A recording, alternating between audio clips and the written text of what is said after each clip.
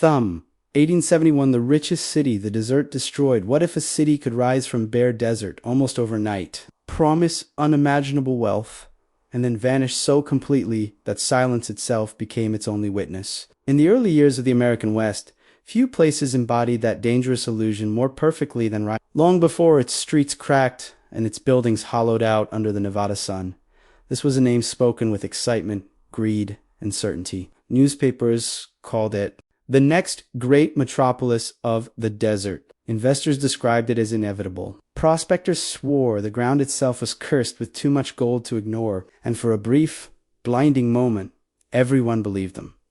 Ryolite did not grow slowly. It exploded. At the dawn of the 20th century, the desert east of Death Valley was considered hostile, empty, almost pointless to settle. Then, in 1904, a handful of prospectors struck gold in the surrounding hills. The news traveled faster than the reality. Within months, tents appeared, then wooden shacks, then permanent buildings. Money poured in from San Francisco, Chicago, and New York. The desert, once silent, filled with the noise of ambition. Hammers struck wood from dawn to dusk. Railroads were planned before the population even stabilized. The belief was simple and intoxicating. This place was destined to be rich forever. What made Ryolite different from countless other mining camps was not just gold, but confidence. Absolute, public, contagious confidence. Banks opened almost immediately. Not small frontier banks, but serious financial institutions with marble counters and iron vaults. An opera house rose from the dust, signaling culture, permanence, and refinement. Electric lights were installed. Water systems were engineered at enormous cost. Newspapers printed bold headlines predicting a population of 50,000. Some claimed it would rival San Francisco itself. In the desert, logic bends easily when profit seems guaranteed. Speculation became the city SEO engine. Very few people made money by digging. Most made money by selling the idea of Ryolite. Land was flipped again and again at rising prices. Shares in mining companies changed hands daily, often without anyone verifying what lay beneath the rock. The desert was full of paper, wealth, contracts, promises, and projections. Each transaction reinforced the illusion. If so many people were investing, how could it fail? If banks were lending, if railroads were building lines, if newspapers were praising it, then collapse felt impossible. But underneath the noise, the desert remained indifferent. Gold veins were inconsistent. Extraction costs were brutal. Water was scarce and expensive.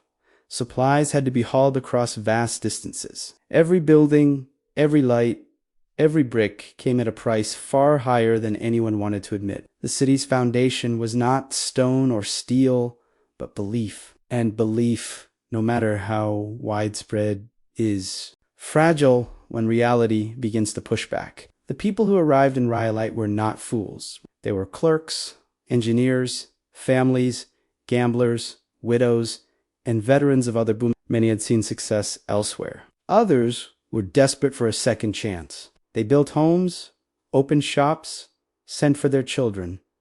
Churches rang bells, saloons overflowed at night. Optimism became part of daily life. To doubt Ryolite was to doubt your own future, and few were willing to do that while money still seemed to flow. What no one wanted to confront was how quickly momentum can replace truth. Once a city grows beyond a certain speed, stopping feels unthinkable. Investors ignore warning signs.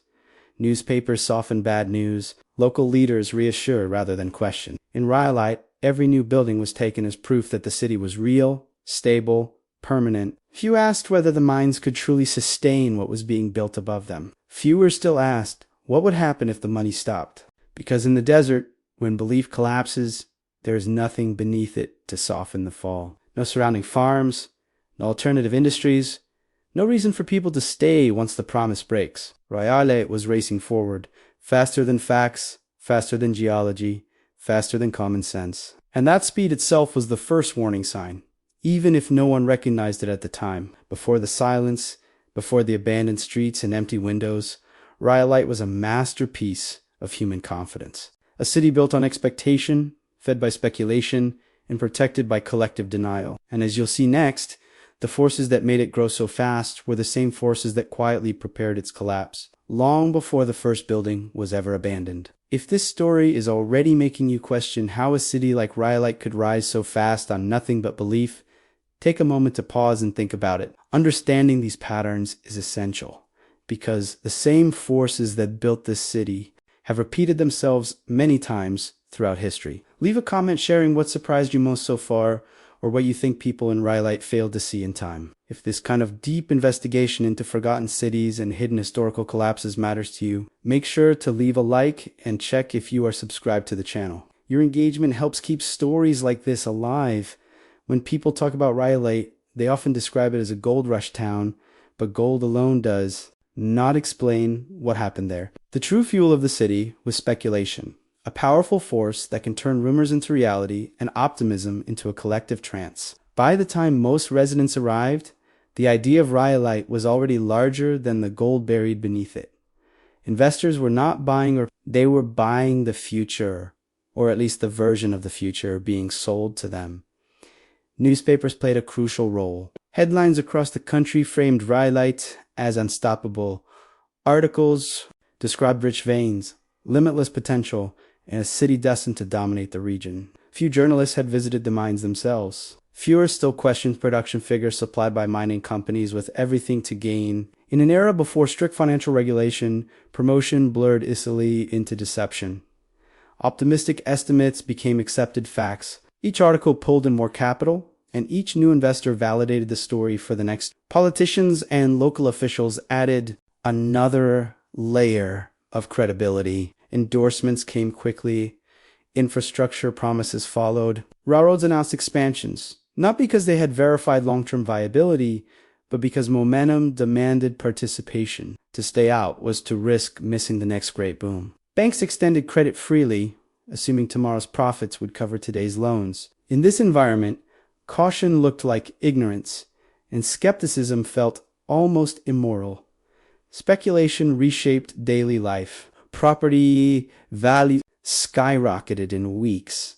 A plot of land purchased in the morning could be sold by afternoon at double the price. People stopped asking what the land was worth and focused instead on what someone else would pay next. This logic fed on itself. The more prices rose, the more confidence grew. The more confidence grew, the less anyone felt the need to verify reality. In Ryolite, belief became its own form of currency. Mining companies multiplied rapidly.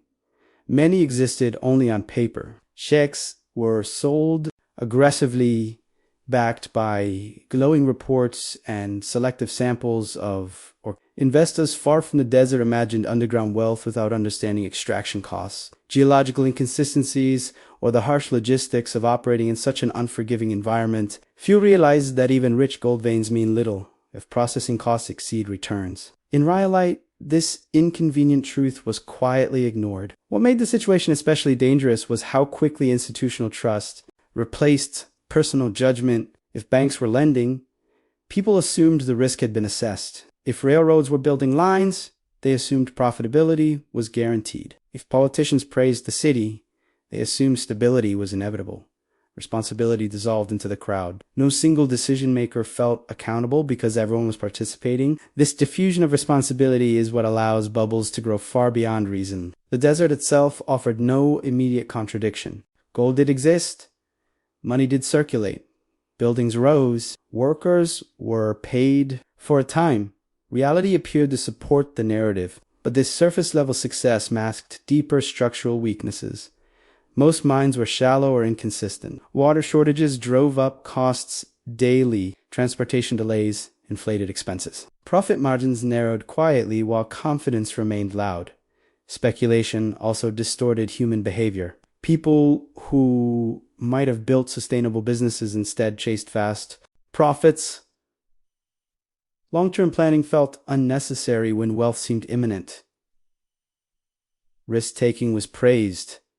Doubt was mocked. In Ryolite, caution became a social liability. Those who questioned the numbers were labeled pessimists, outsiders, or people who simply did not understand opportunity. History shows that speculation does not collapse when facts turn negative. It collapses when confidence cracks. In Ryolite, that crack was forming invisibly, even as newspapers continued printing praise and investors continued wiring money. The city was not failing yet, but it was becoming dangerously dependent on belief rather than output. Once belief weakened, there would be nothing strong enough to hold everything together. This is the uncomfortable truth about Ryolite's rise. It was not built on fraud alone, nor on greed alone, but on a system that rewarded optimism and punished doubt. And as long as confidence remained intact, the city could ignore every warning sign buried beneath you. Desert floor. By the time Ryolite reached its peak, it no longer resembled a temporary mining camp. It looked like a city that expected to exist forever. Streets were laid out with intention.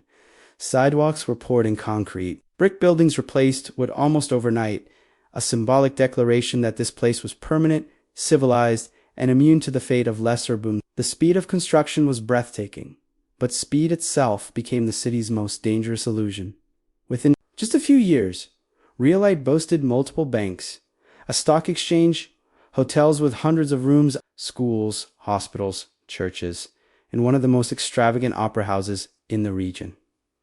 Electric lights illuminated the streets. A water system was engineered at enormous cost, pumping water across miles of desert terrain. Rail connections were not just proposed, they were built. Each new project reinforced the belief that the city had already crossed the point of no return. But beneath this impressive surface, the infrastructure was racing ahead of the reality that was supposed to sustain it. Mines were still struggling to deliver a consistent output. Processing plants faced constant mechanical failures, or quality varied wildly from claim to claim. Extraction costs kept rising, especially as easily accessible deposits were exhausted, yet the city continued to expand as if profits were guaranteed. This mismatch between appearance and foundation created a dangerous imbalance.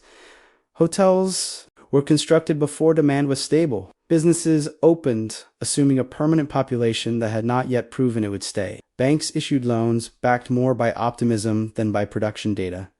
The city was not responding to success. It was anticipating borrowing against a future that existed only in projections. One of the most revealing signs was the quality of construction itself. Many buildings were designed to impress rather than endure. Facades were ornate, interiors lavish, but financial planning behind them was thin. Owners assumed rising land values would cover any shortfall. Maintenance costs were ignored. Debt piled up quietly while public confidence remained loud and visible. Social life reflected this same disconnect. The opera house became a symbol of cultural ambition, hosting performances that suggested refinement and stability. Newspapers proudly described it as proof that Ryolite was no longer a frontier town. Yet attendance fluctuated wildly. On some nights it was packed. On others, half the seats remained empty. The city performed permanence before it had earned it. Infrastructure projects also locked the city into high fixed costs. Water systems required constant energy and maintenance. Railroads demanded freight volumes that mines struggled to provide consistently. Public services expanded payrolls that depended on tax revenue tied directly to mining success. When revenue slowed even slightly, the strain became immediate, but largely invisible to the public. What made this phase so dangerous was how normal everything appeared. Streets were busy, saloons were full, wages were paid, new arrivals continued to pour in. To most residents, the city felt alive and successful. Very few people had access to the full picture, and even fewer wanted to look. Admitting structural weakness meant admitting personal risk. Momentum became the city's greatest defense and its greatest vulnerability. As long as growth continued, even at a reduced pace, confidence held, but growth had to continue constantly. Ryolite had no margin for stagnation. Unlike older cities with diversified economies, this place relied on a single narrative. Tomorrow would be better than today. The moment that narrative faltered, everything built on it would be exposed. In hindsight, the warning signs were everywhere. Infrastructure outpacing production, debt hidden beneath optimism, institutions assuming growth rather than verifying it. But at the time, these signs blended into the background noise of success. The city was too busy building to notice what it was building on. Behind the bright storefronts and ambitious construction, Ryolite was quietly being shaped by a small group of people who understood that the real profits were not buried in the ground. They were buried in influence, timing, and control of perception. While most residents believed they were participating in a shared dream, a different game was unfolding behind closed doors, one where information was currency and optimism could be. Promoters were the true architects of Ryolite's rise. Many never intended to stay. Their goal was not to build a city, but to sell confidence long enough to extract profit and move on. Mining companies released carefully selected reports highlighting isolated pockets of high-grade ore while omitting data about inconsistency and declining yields. Investors rarely saw full geological surveys. What they received were summaries crafted to reassure, not to inform. Local newspapers, heavily dependent on advertising from mining companies and land developers, played a critical role. Negative stories were soft or delayed. Positive projections were amplified. A headline predicting prosperity sold more papers than a sober analysis of risk. Over time, this created an echo chamber where optimism fed itself. Readers assumed the coverage reflected reality, not realizing it had become part of the machinery. Sustaining belief. City officials, many with personal investments tied directly to land values or mining shares, faced a conflict few were willing to confront. Questioning growth meant questioning their own wealth. Permits were issued quickly, regulations were minimal, oversight was relaxed in the name of progress. Ryolite's leadership did not need to lie outright. Silence was enough. Banks, too, benefited from the illusion. Loans were issued at favorable terms, backed by land and mining, claims whose value existed mostly on paper. As long as prices rose, defaults remained hidden. When borrowers struggled, loans were extended rather than called in, delaying the moment of reckoning. This kept the system functioning while quietly increasing systemic risk. The workers and families who built their lives in Ryolite were largely unaware of how little control they had. They trusted institutions, they trusted newspapers, they trusted the visible signs of prosperity around them. Few had the resources or access to verify mining data or financial exposure. Their investment was not in shares, but in homes, shops, and futures tied entirely to the city's survival. What made this dynamic especially dangerous was how responsibility dissolved. When everyone benefits from growth, no one wants to be the first to question it. Promoters blamed market conditions. Officials blamed investors. Investors blamed geology. Each group could point elsewhere when problems surfaced. This diffusion of accountability allowed warning signs to accumulate without action. Some insiders did recognize the fragility. There were quiet exits. Certain promoters sold their holdings early and left town. A few investors cashed out discreetly. Their departures went largely unnoticed, masked by continued construction and fresh arrivals. To those still inside the system, the illusion remained intact. Ryolite's fate was not sealed by a single villain or a conspiracy. It was shaped by incentives that rewarded short-term confidence and punished long-term honesty. The city functioned as long as belief could be maintained. Once that belief fractured, the structures of power that sustained it would vanish just as quickly as they appeared. The collapse of Ryolite did not begin with a dramatic explosion or a single catastrophic failure. It began quietly, almost politely, with small inconsistencies that were easy to dismiss and even easier to rationalize. At first, production reports from the mines arrived later than usual. Then output numbers stopped matching earlier projections, or shipments became irregular. None of this caused panic. In Boomtown logic, temporary setbacks were expected. The danger was not the problems themselves, but how long they were ignored. Mining companies began to struggle with a reality they had carefully avoided confronting. The richest veins were narrower than expected. Gold concentrations varied sharply from one tunnel to the next. Processing costs rose as deeper digging required more labor, more equipment, and more energy. Water shortages forced expensive transport or rationing.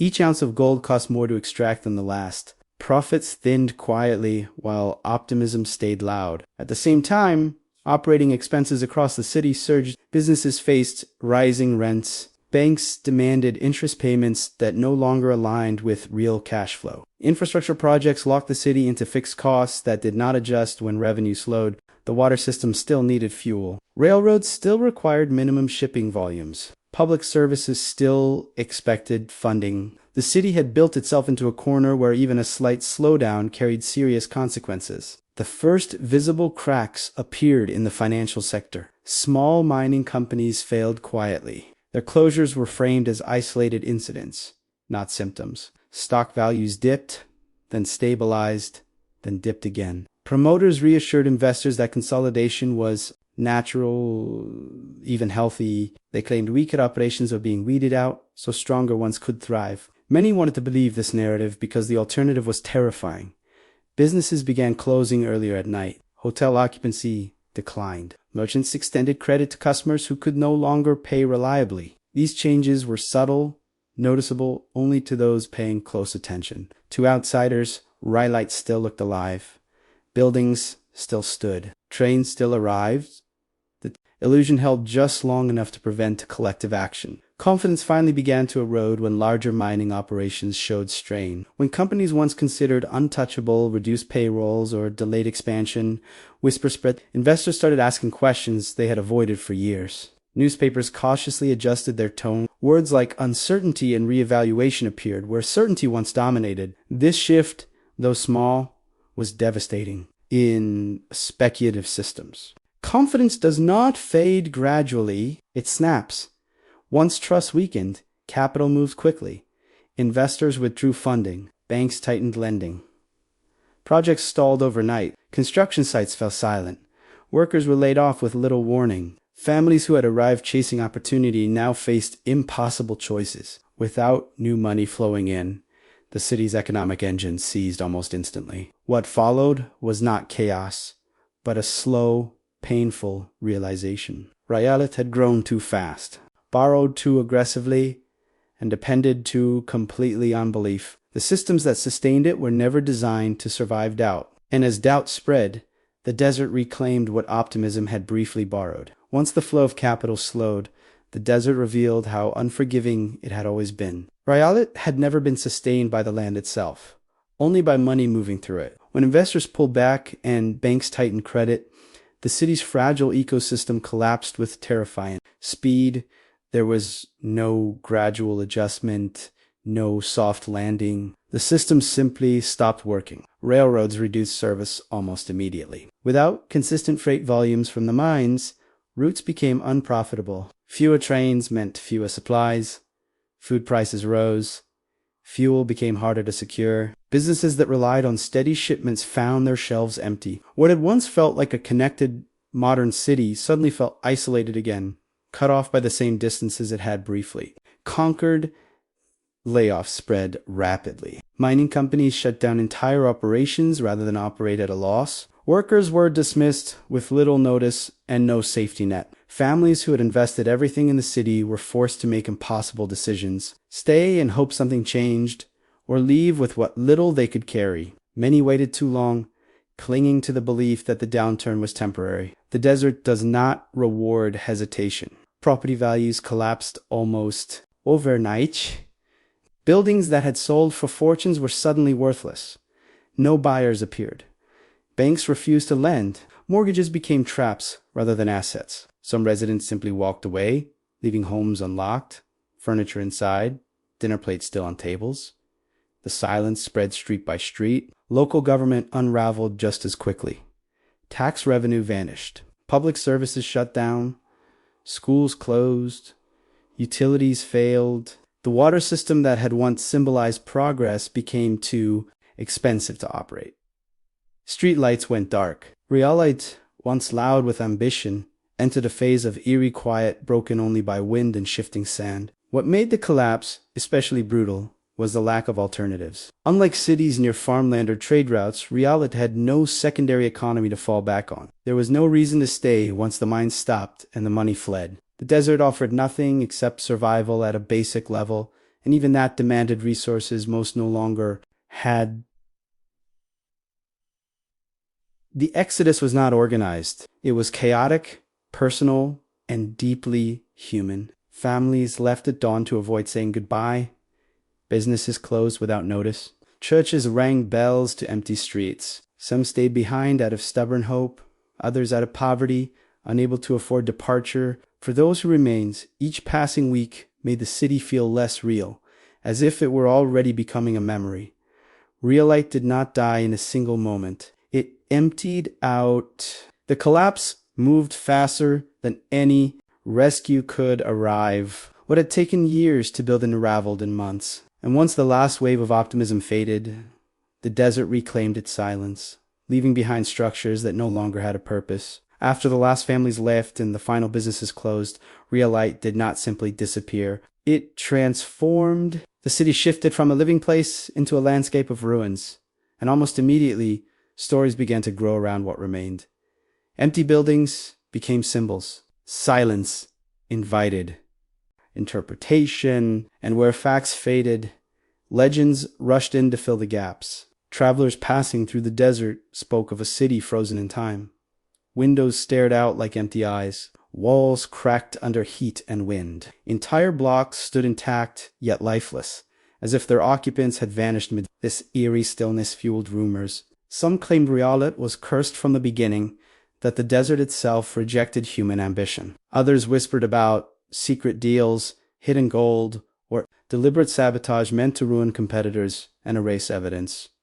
Over time, exaggeration replaced memory. The speed of the collapse was retold as instant abandonment. Ordinary economic failure became moral punishment. Greed, people said, had doomed the city, and the ruins were proof that the land itself kept score. These stories spread because they were easier to accept than the truth, that intelligent people, acting rationally within a flawed system, had built something unsustainable and paid. The price?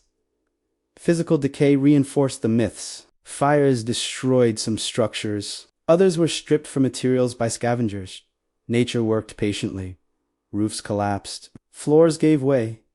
Sand-filled rooms where families once ate dinner. Each year made the city harder to read accurately. Without context, ruins invite imagination, and imagination rarely favors nuance. Yet some buildings refused to vanish. The remains of the bank, the jail, and the famous bottle house endured, becoming anchors. For storytelling, visitors projected meaning onto these structures, seeing them as warnings, relics, or even spiritual markers. The absence of clear explanations made the site more powerful. Ryolite became not just a ghost town, but a canvas for human fear and fascination. What is often overlooked is how selective memory became. The ordinary lives, the daily routines, the quiet endurance of people trying to adapt were erased. In their place remained dramatic narratives of greed and hubris. The city was reduced to a lesson, simplified for retelling, and yet beneath every legend lay a far more uncomfortable reality. That collapse does not always come from evil intent, but from systems that reward speed and belief over stability. As decades passed, Ryolite attracted artists, photographers, and historians. Each brought a different interpretation. Some saw beauty in decay. Others saw warning signs for modern cities chasing rapid growth. The ruins endured because they could mean many things. 81 is. That flexibility kept Ryolite alive in the public imagination long after its economic death. As Ryolite faded into the desert, it quietly joined a much larger pattern that stretches across history. What happened there was not unique. It was a repetition, a familiar arc seen in countless cities that rose quickly, burned brightly, and then vanished once the conditions that created them disappeared. Ryolite became a mirror, reflecting the hidden mechanics behind boomtowns and ghost cities across the world. When historians compare Ryolite to other abandoned settlements, the similarities are unsettling. Sudden discovery of wealth, rapid influx of capital and people, infrastructure built for an imagined future rather than existing demand, a narrow economic base dependent on a single resource, and finally, a collapse triggered not by one dramatic failure, but by the slow realization that expectations were never aligned with reality. From mining towns in Australia to oil cities in Eastern Europe, the rhythm repeats. What makes this pattern dangerous is how convincing it feels while it is happening. Each new city believes it is different. Technology, scale, or timing are used to justify why the usual rules no longer apply. In Ryolite, modern banking, railroads, and engineering were supposed to guarantee In other cities, it is automation, global markets, or government backing. The language changes, but the psychology remains the same. Another recurring element is how responsibility dissolves during growth. Success is shared broadly. Failure is fragmented. When things work, everyone claims credit. When they collapse, blame scatters. In Ryolite, no single decision destroyed the city. Instead, hundreds of small choices, each justified in isolation, created a system that could not survive stress. This makes collapse difficult to prevent because no single actor feels empowered or obligated to stop it. Ghost cities also reveal how fragile identity can be when it is tied entirely to economic momentum. Ryolite was not just a place to live, it was a promise. Once that promise broke, the city lost its reason to exist. Without alternative industries or cultural anchors strong enough to hold people together, abandonment became the only logical outcome. The desert simply accelerated a process that could have happened anywhere. What is most unsettling is how modern these dynamics feel. Speculative bubbles still form. Cities still expand faster than infrastructure can realistically support. Investors still chase growth while downplaying risk. Ryolite may belong to the early 20th century, but its lesson has not aged. The ruins stand as physical proof that collapse does not require malice, only misplaced confidence. Looking at Ryolite alongside other ghost cities forces an uncomfortable question. How many thriving places today are quietly following the same trajectory, just at a different scale? Men. Warning signs are being ignored because growth still looks convincing from the outside. Ryolite's ruins do more than mark the site of a failed city. They function as a warning buried in sand, one that grows louder the longer it is ignored. What makes this warning so powerful is that nothing about Ryolite's collapse feels distant or primitive. The forces that built it and destroyed it are still active, still shaping cities, economies, and lives today. At its core, Ryolite exposes how fragile prosperity becomes when it is built faster than truth can keep up. The city did not collapse because people were evil or irrational. It collapsed because incentives rewarded optimism over verification, growth over sustainability, momentum over restraint. Every phase of its rise encouraged participants to move faster, invest more, and question less. By the time reality demanded honesty, the system was already too unstable to correct. One of the most dangerous lessons hidden in Ryolite's story is how easily scale can mask weakness. The city was large enough, loud enough, and confident enough to silence doubt. Impressive buildings replaced careful analysis. Institutions replaced personal judgment. Once that shift happened, failure became systemic rather than individual. No single mine closing could be blamed. No single investor leaving could be stopped. Collapse arrived not as a decision, but as an outcome. Ryolite also reveals how abandonment is often misunderstood. Cities do not vanish because people stop caring. They vanish because caring is no longer enough. When systems break faster than communities can adapt, loyalty becomes a liability. Staying becomes irrational. Leaving becomes survival. The desert did not destroy Ryolite. It simply waited for belief to disappear. Perhaps the most unsettling truth is this. Ryolite was not an exception. It was an early example, a prototype of boom and bust cycles that would later repeat on national and even global scales. Replace gold with technology, railroads with data, desert with financial markets, and the pattern remains disturbingly familiar. Rapid expansion, inflated expectations, ignored risks, sudden withdrawal, empty structures left behind. Standing among Ryolite's ruins today, what feels most haunting is not the decay, but the clarity.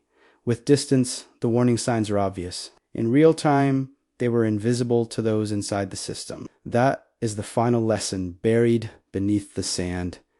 Collapse rarely announces itself. It arrives quietly, disguised as temporary setbacks, until there is no city left to save. Ryolite does not ask us to fear ambition.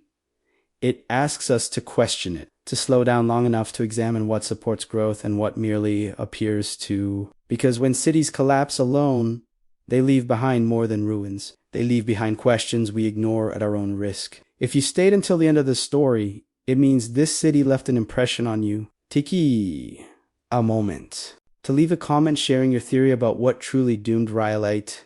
Was it greed, blind optimism, or a collapse that was inevitable from the very beginning. Leave a like to show you value deep investigations like this, and subscribe to the channel for more forgotten cities, hidden disasters, and historical mysteries that most people never hear about. And before you go, watch the next video appearing on your screen, because the story of abandoned places like this one does not end here.